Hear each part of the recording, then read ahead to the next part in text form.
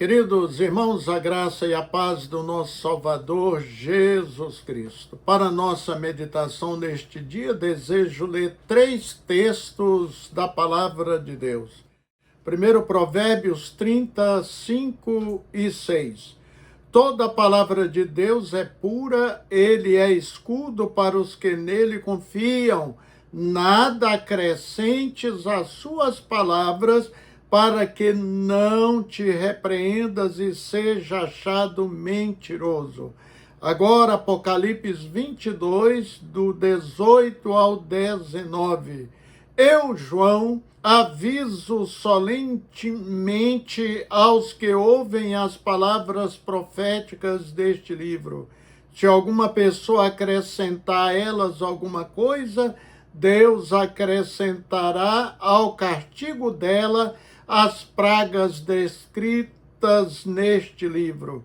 E se alguma pessoa tirar alguma coisa das palavras proféticas deste livro, Deus tirará dela as bênçãos descritas neste livro, isto é, a sua parte da fruta da árvore da vida e também a sua parte da cidade santa. Agora vamos ler 1 Coríntios 4, 6.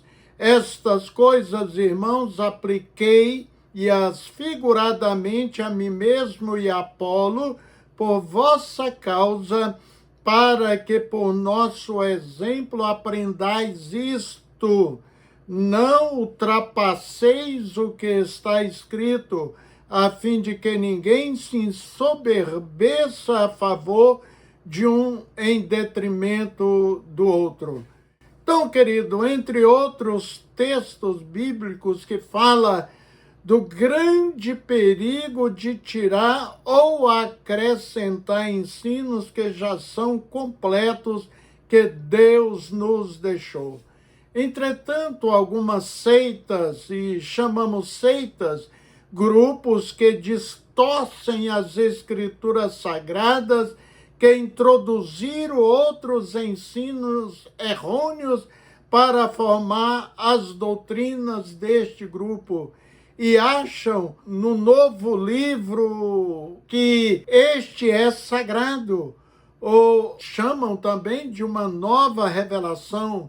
Tem grupos assim que parecem ser evangélico-cristãos, mas não são nos termos dos que lemos na palavra de Deus e especialmente em João 12, 48.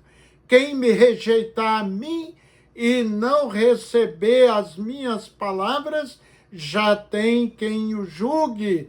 A palavra que tenho pregado, que o há de julgar no último dia. E Gálatas também nos diz, Gálatas 1, mas ainda que nós mesmos ou um anjo do céu vos anuncie outro evangelho, além do que já vos tenho anunciado, seja amaldiçoado. Ou 1 Tessalonicenses 2,13. Por isso também damos sem cessar graças a Deus, pois havendo recebido de nós a palavra da pregação de Deus, e recebestes, não como palavra de homens, mas, segundo é da verdade, como palavra de Deus, a qual também opera em vós os que crestes. E especialmente o que eu li no início, no capítulo 22 de Apocalipse. Então, queridos, qualquer grupo que inventar um novo mandamento ou tiver um profeta que não são os da Bíblia, é uma seita antibíblica. Já em outros vídeos provei que, infelizmente, os evangélicos seguem à risca o calendário de festas que foram criadas e incorporadas nas festividades da Igreja Católica por papas, como a Semana Santa, o Dia dos Mortos, o Natal, entre outros. Como pastor, nunca segui essas datas, nunca fiz qualquer celebração na igreja nas datas apontadas por esses líderes, esses grupos. De acordo com a palavra de Deus já citada, vemos que Satanás infiltrou de forma sutil, sagaz, desde os primórdios da humanidade, para trazer práticas pagãs, tradições, para desacreditar o verdadeiro ensino da palavra de Deus e impedir a expressão completa do Evangelho. E pior, as distorções de Satanás implantadas nas mentes humanas têm conseguido sucesso, infelizmente, até dentro das igrejas evangélicas, igrejas cristãs. Ele implantou tradições, e a primeira tradição que Satanás implantou foi sobre o ocorrido no jardim do Éden. Eva foi tentada por um anjo caído que tomou a forma de uma serpente. O anjo mal incorporado na serpente, queridos, falou com Eva. E Paulo diz que Satanás se transforma até em anjo de luz para enganar, como lemos em 2 Coríntios 11, 14. Eva não viu o tentador de chifre, mas como anjo. Talvez até bonito, né? Ele induziu com as suas falácias e Eva pegou o fruto proibido de Deus e comeu e deu também ao seu marido. O fruto não era uma maçã, queridos, como prega a tradição. Muitos pastores despercebidos ou até induzidos ao erro de seitas pregam no púlpito que era uma maçã. Saiba, querido, que a origem do fruto maçã vem de uma simples confusão linguística do latim malu, significa mal, enquanto malu significa também maçã.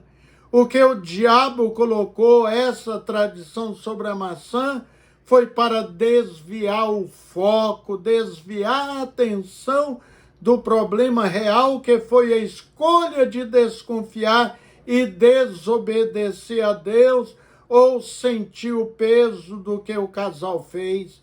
A identidade desta fruta nunca foi revelada e nunca será. Possivelmente essa fruta só existiu ali.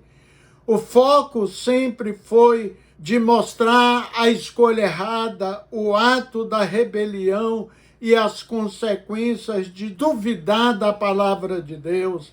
Mas as pessoas, especialmente os humoristas, focam no fruto, uma maçã, e desconsideram sempre a lição espiritual e seus efeitos devastadores do pecado.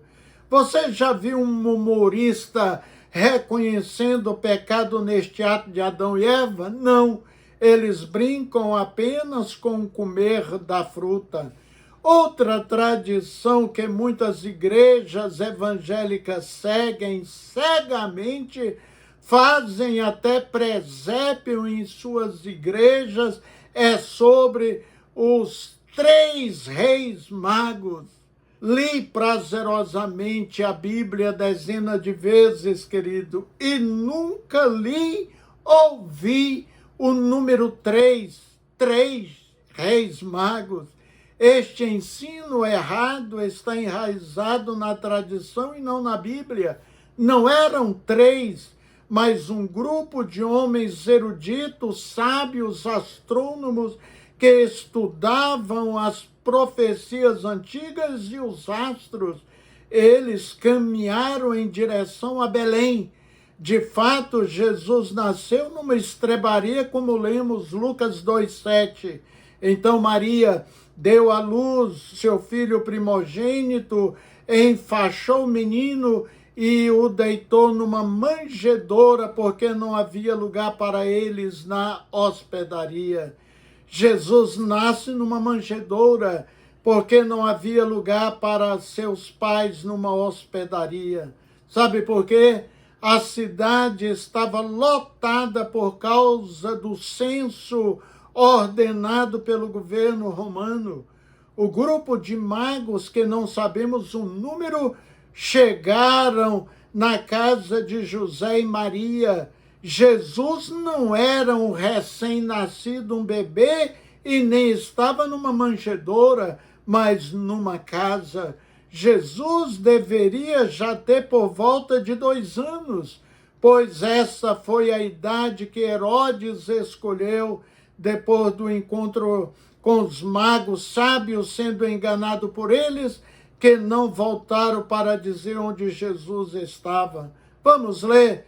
Então Herodes, vendo que tinha sido iludido pelos magos, irritou-se muito e mandou matar todos os meninos que havia em Belém e em todos os seus contornos, de 2 anos para baixo, segundo o tempo que diligentemente inquirira dos magos. Mateus 2,16.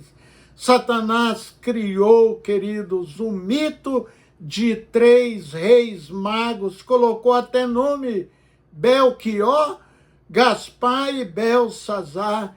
Essa tradição ruim chegou até as igrejas, que têm aceitado isso, simplesmente em função de 3 presentes que eles deram para Maria e José ali, homenageando Jesus. Cada um deu um presente na concepção dessa tradição. Satanás fez isso, queridos, para manter as pessoas presas em tradições pagãs e na adoração de personagens como esses 3 que eu citei, e também na confecção de prosélito, colocando até nas igrejas evangélicas, que são símbolos idólatras, e com isso desviar a atenção das pessoas para o verdadeiro significado dos presentes dados ao casal. Jesus disse que o ouro simboliza o reinado de Jesus, o incenso representa a sua divindade e a mirra representa o seu sacrifício pela humanidade. Novamente, os sábios não eram em número de 3. Jesus não era um bebezinho e nem estava numa manjedoura quando os sábios foram visitá-lo. Outra tradição que Satanás tem usado sobre a humanidade é a história errada sobre Maria Madalena. Diferentemente do ensino, queridos, Maria Madalena não era uma prostituta. Só porque está escrito: e os escribas e fariseus trouxeram-lhe uma mulher apanhada em adultério. Então, queridos irmãos, e a própria Bíblia diz que desta mulher Jesus expulsou 7 demônios.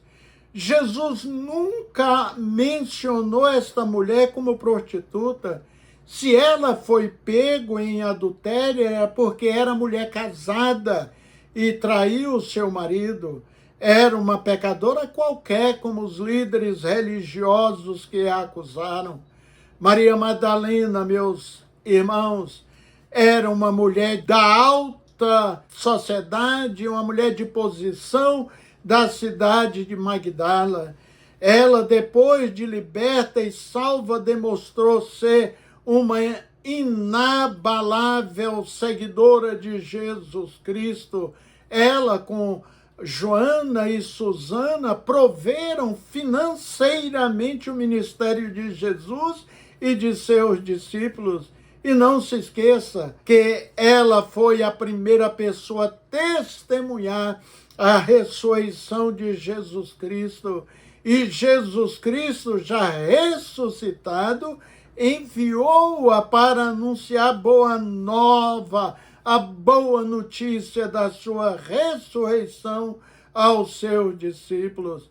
O diabo, por gerações, tenta desqualificar Maria Madalena para desqualificar todas as mulheres que seguiram a Jesus naquela época e as que seguem Jesus hoje. Novamente, Maria Madalena não foi prostituta, teve um momento de fraqueza, pecando ao trair o seu marido. Outra tradição que Satanás implantou na sociedade, inclusive nas igrejas cristãs, foi sobre o nascimento de Jesus, colocando a data de 25 de dezembro. Vamos conhecer um pouco da história, queridos. A cidade de Roma antiga tinha um festival pagão, onde celebrava todo 25 de dezembro a famosa Das Natiliae o Solis Invicti, comemorando o nascimento do sol invicto. Então Satanás conseguiu fundir a adoração pagã ao sol com a celebração do nascimento de Jesus.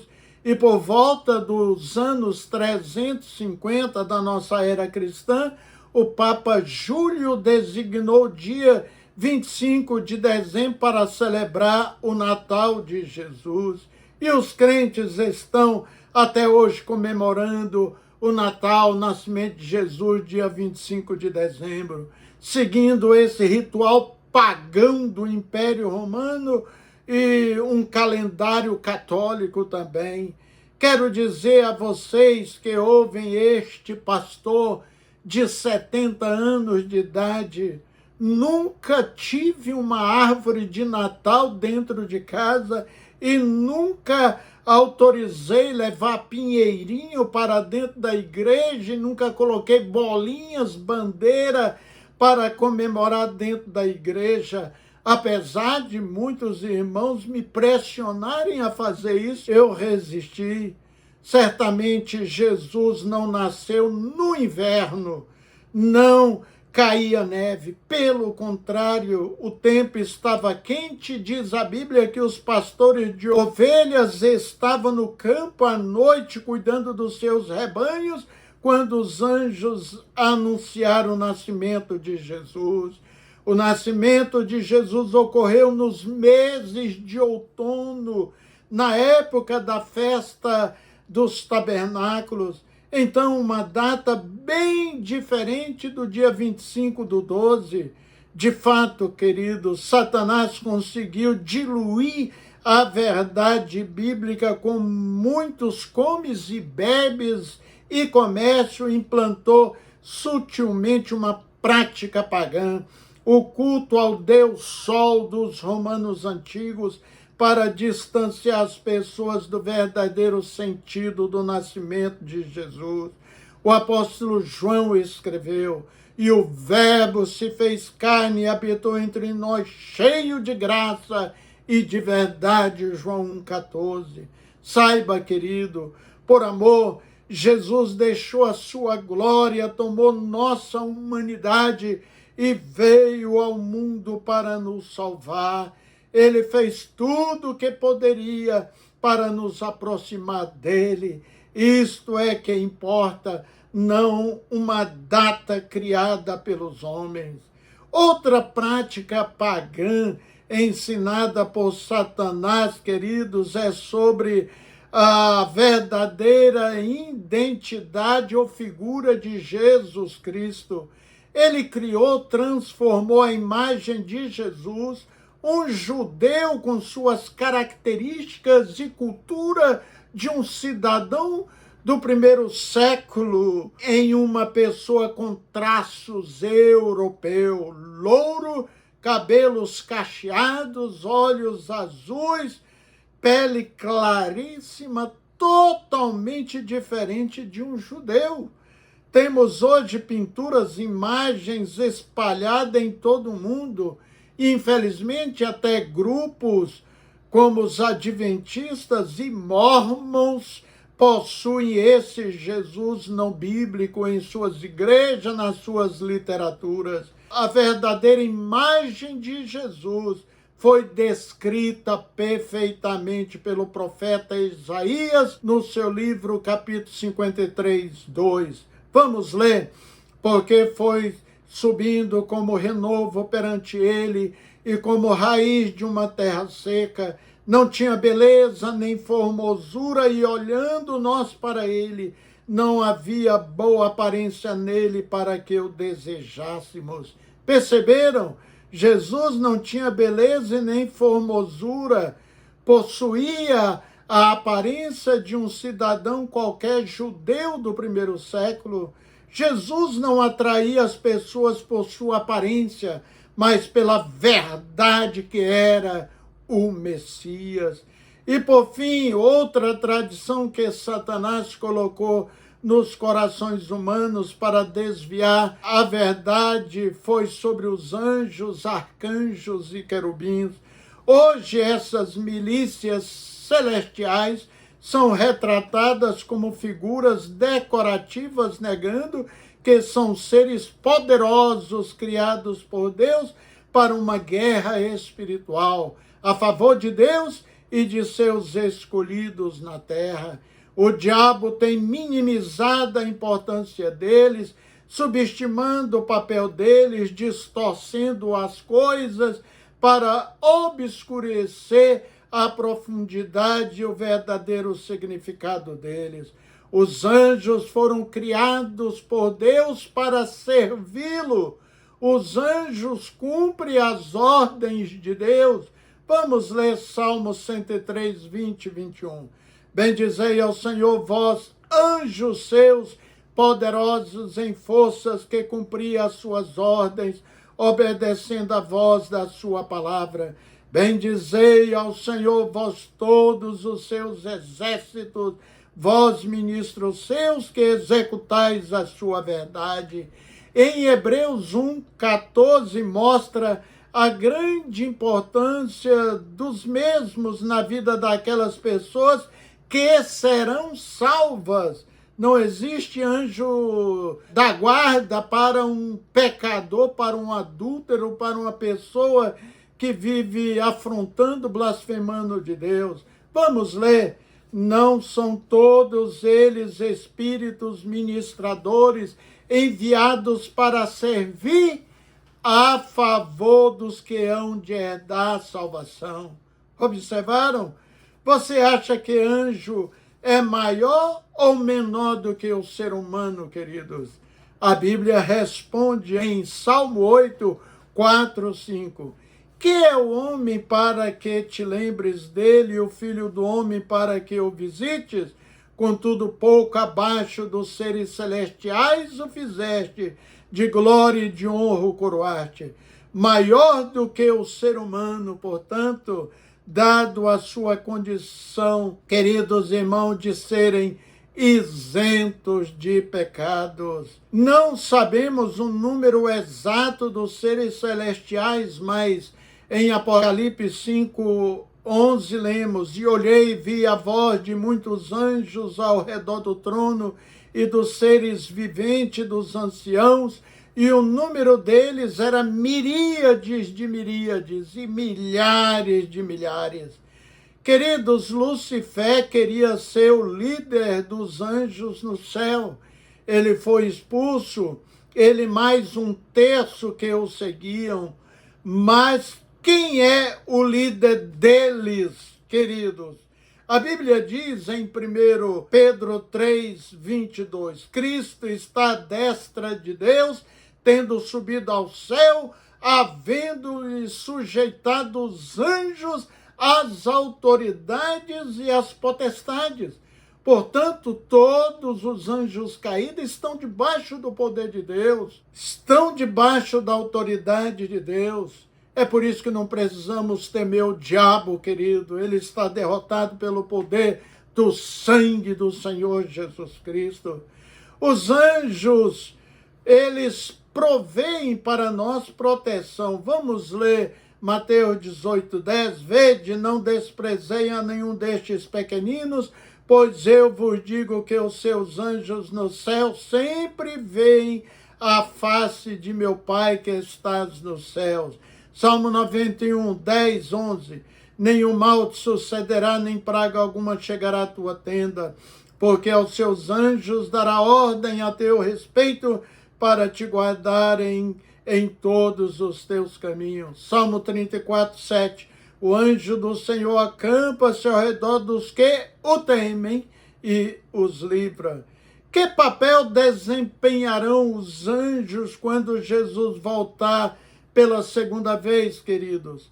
A Bíblia diz em Mateus 16, 27, porque o Filho do Homem há de vir na glória de seu Pai com os seus anjos, e então retribuirá cada um segundo as suas obras. E em Mateus 24, 31 lemos, e ele enviará os seus anjos com grande clangor de trombetas, os quais lhe ajuntarão os escolhidos desde os quatro ventos de uma outra extremidade dos céus. Como Lucifer foi arcanjo, morou nos céus, será o destino final dele, que é o Satanás e todos os anjos maus que caíram. Nós vemos isso em Mateus 21, 41. Então dirá também aos que estiverem à sua esquerda: apartai-vos de mim, malditos, para o fogo eterno, preparado para o diabo e seus anjos. Finalizando, deixo uma palavra especialmente para você que é um líder que prega a palavra de Deus, querido.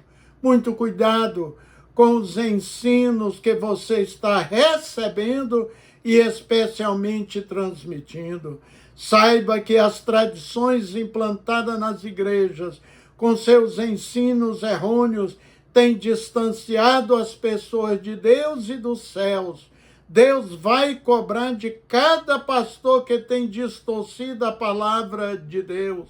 Lembro-me de um testemunho de um irmão americano que ele conta que teve um sonho agora recentemente, no final do ano passado. Ele falou que no seu sonho ele estava em sua casa com um grupo de irmãos e inclusive o seu pastor orando na cozinha de sua casa. E ele falou que de repente uma irmã que estava ao seu lado, uma irmã de oração, sumiu, desapareceu daquele encontro. Ele olhou para um lado, olhou para o outro e não achou a irmã. E de repente ele também começou a subir. E ficou por cima da sua casa, foi subindo mais, subindo, chegou até a órbita da Terra e de lá ele viu uma parte da Terra totalmente escura e outra parte muitas luzes subindo como raios para o céu. E ele perguntou a Jesus: Senhor, o que é isso? Ele falou: esses raios que você está vendo subindo são dos crentes que foram arrebatados. E de repente Deus mostrou àquele irmão o grupo de pessoas que estavam orando na sua cozinha. Ele viu as pessoas ali furiosas, eles jogaram o pastor no chão, começaram a pisar no rosto dele, chutaram o seu corpo e blasfemava e dizia: você nos traiu, você ensinou mentira para nós, você não falou nada sobre o arrebatamento, você pensou só em você, você foi um mercenário. Então, querido, fique com a verdade, você que é um líder, para que o Senhor não venha cobrar de vocês. Quero encerrar com esses textos aqui, Romanos 12, 11. No zelo não sejais remissos, sejamos zelosos, portanto, com a verdade. Não negligenciemos a palavra de Deus. O profeta Jeremias chega a dizer: maldito é aquele que fizer a obra do Senhor relaxadamente ou negligentemente. Fique sempre com a verdade bíblica. Pregue a verdade, não ensine, não invente nada, senão Deus lhe cobrará com maior juízo, nos termos de Apocalipse 22, 18 e 19. Amém. Vamos orar. Pai querido, te louvamos porque o Senhor nos deixou a Bíblia Sagrada como a única bússola segura que podemos seguir. Este é o caminho, andai por ele. Deus, nós queremos viver integralmente a tua palavra. Jamais, jamais, Senhor, divulgar algo que não está escrito, registrado na tua palavra. Nos dê temor e tremor, nos dê o verdadeiro discernimento para ficarmos sempre com a mesma. Tua palavra, como diz o salmista, é luz para o meu caminho. E outro salmista disse que é mais doce do que o mel e o destilado do favo. É muito mais puro do que o ouro depurado. Então ficamos com ela, ficamos com a verdade. Em nome de Jesus Cristo. Amém. Um abraço, querido. Deus abençoe o seu lar, a sua vida grandemente.